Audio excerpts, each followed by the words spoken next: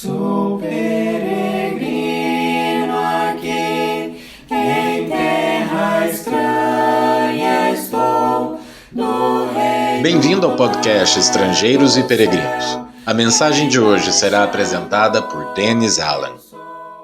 A sexta-feira chegou, a sexta-feira da santidade. Temos dedicado mensagens durante várias semanas ao tema da santidade. E hoje continuamos pensando sobre os casais santificados para servir. Já temos falado sobre desafios que os casados enfrentam procurando manter a santidade, mas hoje a mensagem é positiva. Uma perspectiva de algo bom que nós podemos buscar em nossa vida, servindo a Deus e servindo aos outros. Esse princípio de serviço é fundamental para o servo do Senhor. Jesus enfatizou isso em Mateus capítulo 20, onde ele respondeu à ambição egoísta de alguns discípulos com estas palavras. Versículo 26, mas entre vocês não será assim. Pelo contrário, quem quiser tornar-se grande entre vocês, que se coloque a serviço dos outros. E quem quiser ser o primeiro entre vocês, que seja servo de vocês. Tal como o Filho do Homem, que não veio para ser servido, mas para servir e dar a sua vida em resgate por muitos. Não deve nos surpreender que outros autores no Novo Testamento frisaram o mesmo princípio da responsabilidade de servir.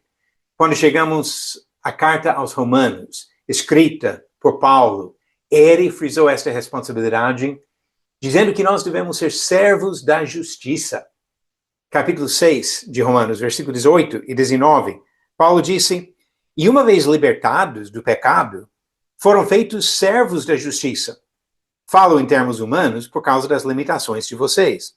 Assim como ofereceram os seus membros para que fossem escravos da impureza e da maldade, que leva à maldade, assim ofereçam agora os seus membros para que sejam servos da justiça para a santificação. Serviço, justiça, santificação. Tudo no mesmo contexto. E Paulo oferece algumas orientações práticas sobre a santidade e o serviço necessário como pessoas santas. Quando ele diz no capítulo 12, versículo 11, quanto ao zelo, não sejam preguiçosos, sejam fervorosos de espírito, servindo o Senhor. E outras instruções dele nesse mesmo contexto. No versículo 10 do capítulo 12, ele disse, amem uns aos outros com amor fraternal. Quanto à honra, deem sempre preferência aos outros. Uma atitude de exaltar os outros e não a nós mesmos. Versículo 13, no mesmo capítulo 12, ele acrescenta mais estas palavras. Ajudem a suprir as necessidades dos santos, pratiquem a hospitalidade. Mais uma maneira de servir aos outros. Também o servo do Senhor precisa servir a família. Eu quero agora frisar algumas coisas que Paulo também falou em Efésios, quando ele falou de relações familiares. Em Efésios capítulo 5, ele introduz esse texto com estas palavras gerais.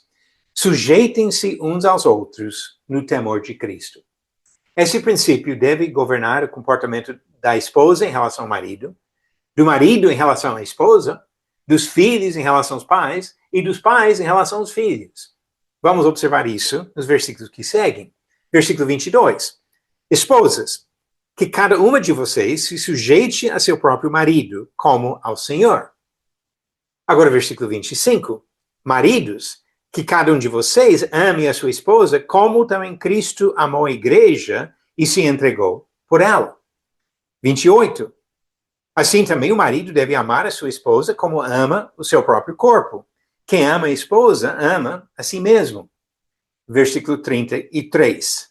Ele diz, no entanto, também quanto a vocês, que cada um ame a própria esposa como a si mesmo, e que a esposa respeite o seu marido.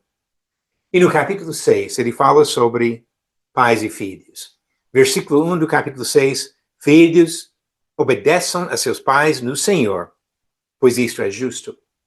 E versículo 4, e vocês, pais, não provoquem os seus filhos à ira, mas tratem de criá-los na disciplina e na admoestação do Senhor.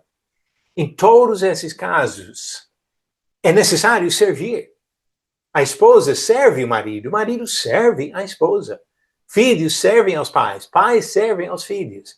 E assim aprendemos a importância de serviço na família, como já temos visto em termos mais gerais do nosso serviço aos outros.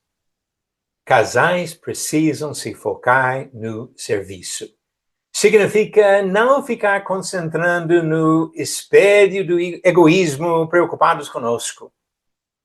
E nem focalizar principalmente a relação dos dois, só procurando cultivar o próprio casamento. Aí nós vamos observar todos os defeitos do outro se ficarmos todo o tempo focando esse relacionamento. Os casais bem-sucedidos e os mais alegres são aqueles que servem um do lado do outro, olhando para fora, para as oportunidades de servir aos outros. É uma fórmula para o sucesso no casamento. Quero sugerir algumas dicas práticas para contribuir à nossa santificação no casamento. Primeiro, devemos entender e aceitar a vontade de Deus para o casamento. Não adianta ficar brigando com Deus. Ele determinou o que é o casamento. Um homem, uma mulher, para a vida toda. Vamos respeitar isso e assim tomar um passo enorme para o sucesso do nosso casamento. E precisamos rejeitar as falsas doutrinas que desrespeitam a palavra de Deus. Já comentamos sobre isso em um dos episódios anteriores. Enfrentamos muitas tentações nesse mundo e precisamos resistir às tentações. Como já consideramos especialmente a grande tentação, a sensualidade, imoralidade, adultério. Precisamos resistir a essas tentativas do diabo de destruir o servo do Senhor. E, do lado positivo, devemos aprender como servir a Deus e como servir aos outros. Porque assim, nós vamos ser casados, santificados, dedicados em nosso serviço ao Senhor. Vamos partir para as perguntas do dia? A pergunta de ontem: quando Deus chamou Moisés para subir a Monte Sinai, como foi a aparência da glória do Senhor? Alternativas: A, arco-íris; B, fogo consumidor; C, ouro polido; ou D, diamantes brilhantes. Qualquer uma dessas possibilidades poderia representar a beleza e a glória do Senhor, mas a resposta certa: fogo consumidor, como ele diz em Êxodo capítulo 24, versículo 17. Aos olhos dos israelitas, o aspecto da glória do Senhor era como um fogo consumidor no alto do monte. E a pergunta de hoje: quem foi o sucessor do governador Félix?